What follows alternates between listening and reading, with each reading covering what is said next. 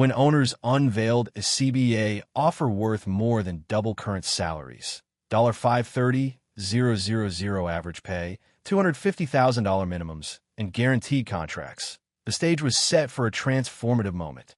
But instead of negotiation, fans got chaos. Nafisa Collier and Breanna Stewart, both active UNBPA leaders and unrivaled stakeholders, distanced themselves from talks while claiming no offer had been. If you're here for the real story and not the filtered version, subscribe. And if you're sticking around for the next meltdown, you better definitely subscribe.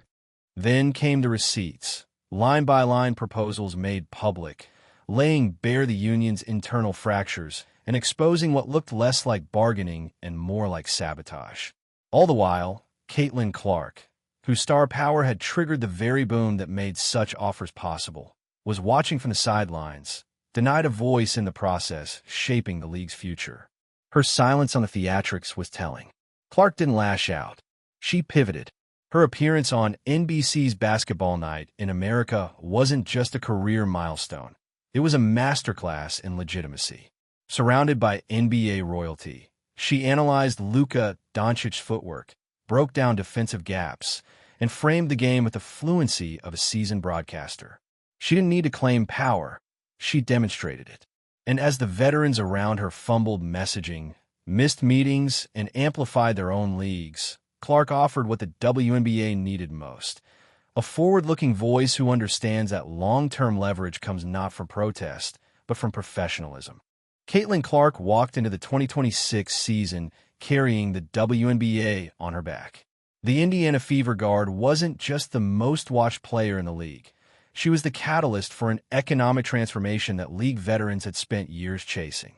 And now, just when it looked like the WNBA was ready to break through into true mainstream permanence, the season, and everything Clark built, got ambushed by a players' association at war with itself. Not a disagreement, not a heated debate. Sabotage.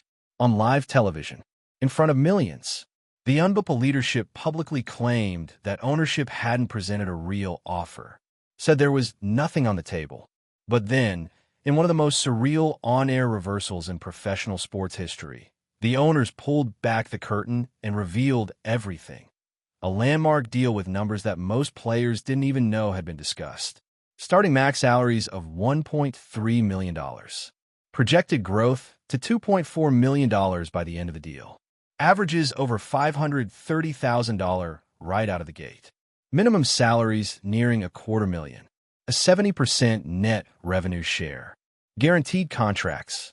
Full charter travel. All of it laid bare. So what happened? The UNBPA leadership claimed it never existed. But the documents said otherwise. The owners had receipts. The fans had questions. And suddenly, the narrative collapsed. The union leadership wasn't protecting the players. They were protecting their leverage, their brands, their competing business. Breanna Stewart and Nafisa Collier, both Central Union figures, are co-owners of Unrivaled, a direct competitor to the WNBA. So every time the WNBA grows, Unrivaled loses relevance. Every dollar that flows into the WNBA makes it harder for a new league to carve space in the market. The incentive is backwards, and they know it. This is not a difference of opinion. It's a structural contradiction. The same people entrusted to negotiate for the growth of the WNBA have a vested interest in keeping that growth limited. A stronger WNBA is a weaker Unrivaled. More fans watching Clark on ESPN or NBC means fewer eyeballs left for their own product. It's not theory, it's math, and it's playing out in real time. While the league's future hangs in the balance, union leadership opted for inflatable rap protests, selective media outrage, and a complete refusal to attend key face-to-face meetings. They didn't just disagree with the offer, they didn't show up to discuss it. They chose the storyline over the solution, all while publicly painting ownership as uncooperative and evasive. And who's paying the price? Clark, the player whose presence single-handedly reignited national interest. The player who turned bottom-ranked teams into sellouts. Who drove up viewership by triple digits. Who brought in sponsors like Nike and Gatorade and helped raise the salary cap just by being here. She generated the very leverage the union is now squandering, and she's not even in the room. Her response? Calm, measured, diplomatic. While everyone else was shouting, Clark was sitting on NBC, cool under pressure, delivering the message that leadership refused to articulate. I feel confident something's going to get done. She wasn't hostile. She wasn't vague. She focused on what matters, the product on the floor, the unity of purpose, the idea that everyone has a role to play in moving forward. Compare that to the tone coming out of the union. This is a slap in the face. This isn't progress. This is disrespect. Except the numbers say otherwise. Except the proposal, by any measure, is historic. The problem isn't what's being offered. It's who's doing the offering and what that means for people with competing ambitions. It's hard to overstate how devastating this is for the league's credibility. You can't sell fans a story of growth, then tear it all down from within. You can't invite a new generation of viewers into the arena, only to leave them wondering if there's even going to be a season. And you absolutely cannot sideline your most impactful player, just because her success threatens the old order. What Clark represents isn't just a star. It's a shift. Her value isn't based on seniority. It's measured in metrics, revenue, ratings, reach. And those numbers don't lie. She didn't ask for control, but her impact has forced everyone to reconsider who should have it. Veterans who define the WNBA by legacy and survival are now facing a player whose identity is built on execution and expansion. That's not personal, it's generational. The league isn't shrinking anymore. It's growing, and the definition of leadership has to grow with it. Clark's absence from the bargaining table is a missed opportunity, not because she'd solve every issue, but because she understands what others don't or won't admit. The WNBA is in a rare moment of leverage. But that leverage only matters if it's used in service of the league, not a side project. This isn't about silencing veterans.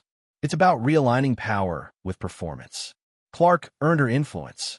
And if the UNBPA continues to gatekeep participation based on tenure or insider loyalty, it'll drive a wedge so deep between new talent and old leadership that it might never be repaired. The fans know it. The players know it. And deep down, so does the union. There's still time. The deal is still on the table. The infrastructure is in place. But the leadership has to stop pretending this is about equity. It's not. It's about control.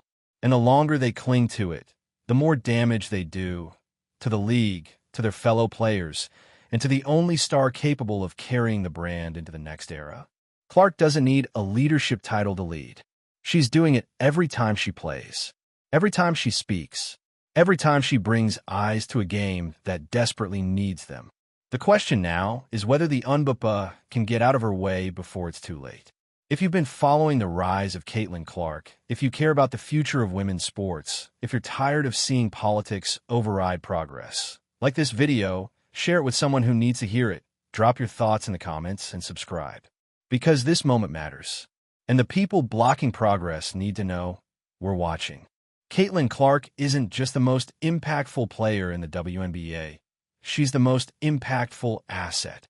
Not a flashy headline, not a momentary trend. An asset, a force multiplier, the kind of figure a league restructures its long-term business strategy around. And yet here we are, watching her 2026 season get buried under internal sabotage, union theatrics, and the kind of tone-deaf leadership that treats transformative success like a problem to be managed instead of a gift to be embraced. The players' union, the UNBPA, didn't just fumble. It exposed a deep rot at the center of its leadership model. When they claimed there was no serious offer on the table from league ownership, they weren't just wrong, they were lying. A lie that exploded under the lights of national television when the full terms were revealed. And not just adequate terms. Terms that would have redefined the league overnight. A starting max salary of $1.3 million, scaling to $2.4 million. Average salaries exceeding $500,000. Minimum salaries multiplied several times over. A 70% net revenue share.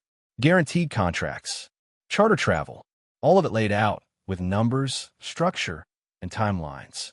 The kind of offer that elevates not just stars, but but the entire player pool. And yet, union leaders denied its existence. Publicly, repeatedly. That wasn't just a bad PR move. It was an ethical breach. When the people elected to represent your interests deliberately misrepresent facts on live TV, no less, you don't have a union. You have a gatekeeping cartel prioritizing narrative control over member welfare. And in this case, the narrative they wanted to control, one where Clark's rise is a glitch in their system, not the evolution of the league itself. Let's call this what it is, damage control. Because Caitlin Clark didn't just break through, she bypassed the entire hierarchy. She didn't play the game of backroom influence or legacy respectability. She just showed up, played her heart out, and pulled an entire economy up with her. She didn't need veteran approval to become the face of the league. The fans chose her. The sponsors chose her. The networks chose her. And that, more than anything, terrifies the people who spent years defining the WNBA by scarcity. But what the old guard calls luck or timing is actually just undeniable value. Clark didn't take anything from anyone. She added fans, dollars, headlines, partnerships. The players benefiting from higher salary caps? That's because of the corporate investment she drew. The networks committing to bigger media deals? They weren't doing that 3 years ago. They're doing it now because they know Clark equals audience. And yet the union, run by players like Breanna Stewart and Nafisa Collier, who also happen to own shares in Unrivaled, a direct competitor to the WNBA, is actively blocking that momentum. The conflict of interest isn't subtle. It's staggering. These leaders are sitting at two tables, negotiating for the WNBA's future while quietly building a league that only succeeds if the WNBA fails. If that doesn't disqualify you from union leadership, then what does? Because every dollar Clark brings into the WNBA hurts Unrivaled's growth prospects. Every boost in WNBA visibility cuts into their potential market. That's not theoretical. It's a zero-sum reality, which means these leaders have every reason to stall, disrupt, or fracture negotiations. Not because they believe they're fighting for player rights, but because their other business can't afford a strong, united WNBA. And now we're seeing the consequences. Missed meetings, theatrics over dialogue, inflatable rats on the streets, while players like Clark are selling out arenas. Public statements that feel more like Twitter warfare than collective bargaining strategy. The league isn't in a negotiation right now. It's in a hostage situation. And Clark? She's the collateral. Despite being the single biggest driver of league growth, she's had no seat at the table, no voice in the room. And yet, every time she's asked, she responds with grace, with optimism, with a belief in the product and the league. While others rage and posture, she keeps it steady. We'll get something done. Everyone's working hard. The product on the floor speaks for itself. That's not just media savvy. That's leadership. But the longer this drags on, the more obvious the fault lines become. Because the real divide here isn't between players and owners. It's between two very different visions of what the WNBA should be.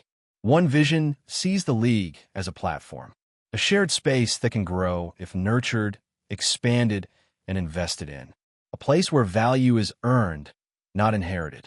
That's the world Clark operates in, where excellence, visibility, and growth are the priorities. The other vision clings to control, to the belief that if you've put in the years, you're owed authority. That if you led the fight during leaner times, you get to dictate the terms during the boom. And if that means tanking a season to remind everyone who's boss, so be it. That's not leadership. That's sabotage. And fans are starting to see it. The disconnect is glaring. On one hand, Clark is building bridges with media, sponsors, and new audiences. On the other, union leaders are burning them down in public and then blaming the smoke on ownership. But the receipts don't lie. And when this season falls apart, there will be no plausible deniability left. Because this wasn't about bad faith from ownership. It wasn't about financial neglect. It wasn't about player exploitation. This was a leadership class within the UNBPA choosing their own private ambitions over the public good of the league. The fallout won't just be economic. It'll be cultural. You can't sell the story of women's basketball as a movement powered by talent, unity, and resilience, and then throw your biggest star under the bus for the sake of side business. You can't bring in millions of new fans and then shut the door on their reason for tuning in. You cannot spend a decade fighting for recognition and then blow up your own credibility just as the spotlight finally arrives.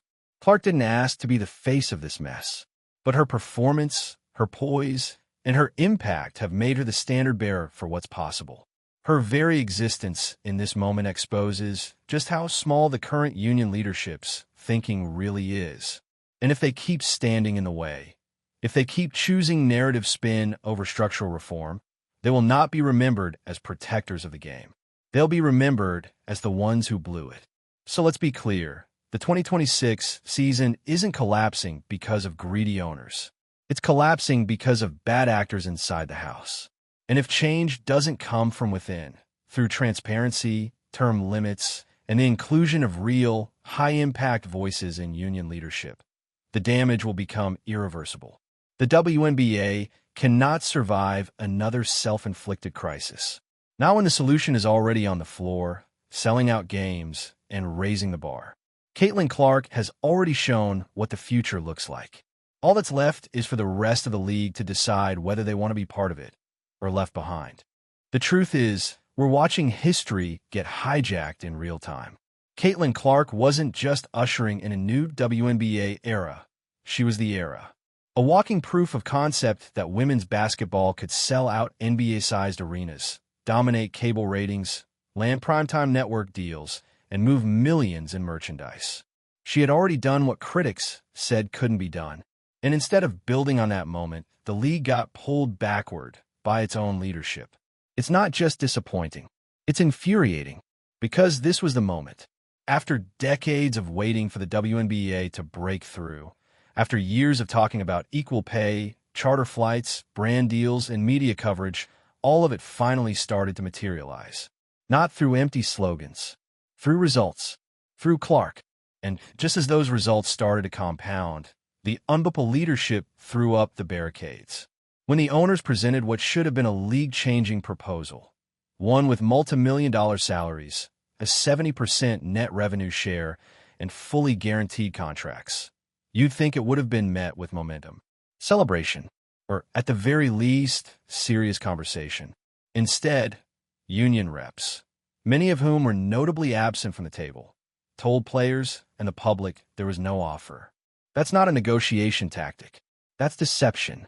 It's not a question of whether Caitlin Clark deserves her influence. She earned it, with real metrics, with actual fan engagement, and with commercial outcomes that no one else was delivering. And yet, the very leadership tasked with moving the league forward treated her presence like a threat. Because it is to them, to the way things were, to the control structure they built, to the legacy-first narrative they've operated on for years. Clark's rise disrupted that, not by choice, but by sheer effectiveness. She redefined what value looks like, not in tenure, but in return, not in volume, but in impact. And that impact wasn't abstract. Her rookie year spiked attendance to historic levels. Viewership quadrupled. ESPN extended broadcast coverage. New brand sponsors signed record-setting deals. She became the face of a Nike campaign that sold out in minutes. The WNBA moved from niche cable slots to mainstream cultural relevancy, and Clark did it without stepping on a single teammate to get there. But instead of embracing that force, the unbiblical locked it out. And why? Because the people at the top of the union are tangled in their own conflicting ambitions. Breanna Stewart and Nafisa Collier aren't just players. They're co-owners of Unrivaled, a direct competitor to the WNBA. They're not just negotiating on behalf of players. They're also building a rival league that relies on WNBA instability to gain ground. It doesn't take a PhD in economics to connect the dots. A thriving WNBA with charter flights, million-dollar contracts, and long-term stability makes Unrivaled irrelevant before it even launches. But a league in flux?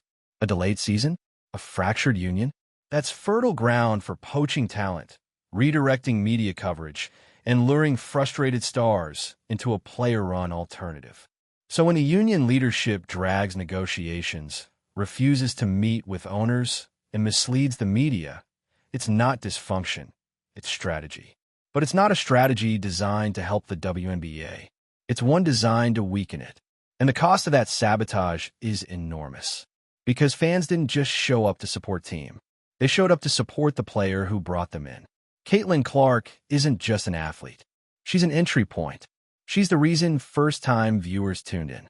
She's the reason dads brought their daughters, why brands shelled out checks, why broadcasters fought for airtime. She expanded the tent. She didn't ask who was here first. She opened the doors for who could come next. And now, all of that goodwill is evaporating. Fans are watching the league implode from the inside. Not because of ownership greed, not because of structural neglect, but because union leaders decided that protecting their turf was more important than growing the league. What they don't realize is that they've already lost the narrative. Public trust is gone.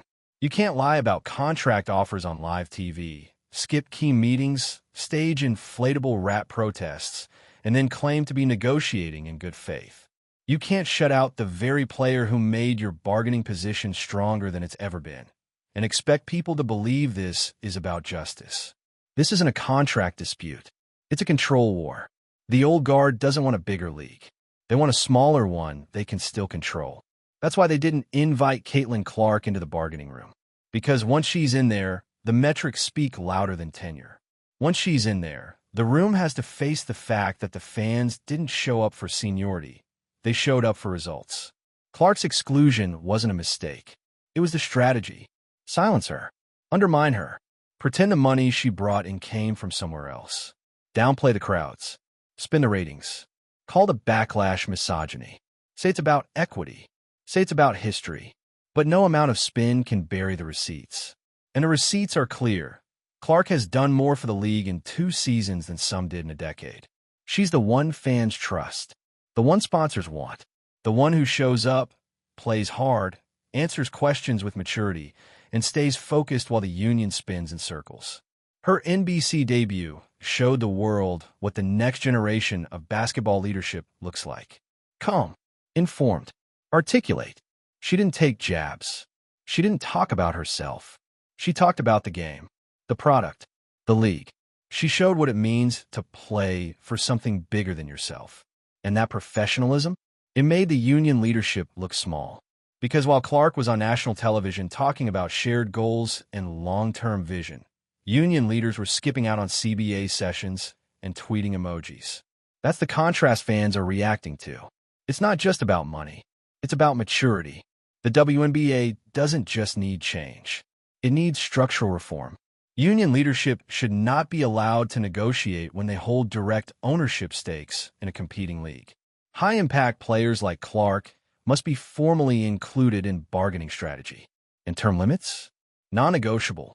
If the UNBPA doesn't fix this from within, it will collapse from the outside. Because no league can survive when its biggest star is its most expendable voice. Caitlin Clark didn't burn any bridges. But the people who try to silence her, they set the whole house on fire.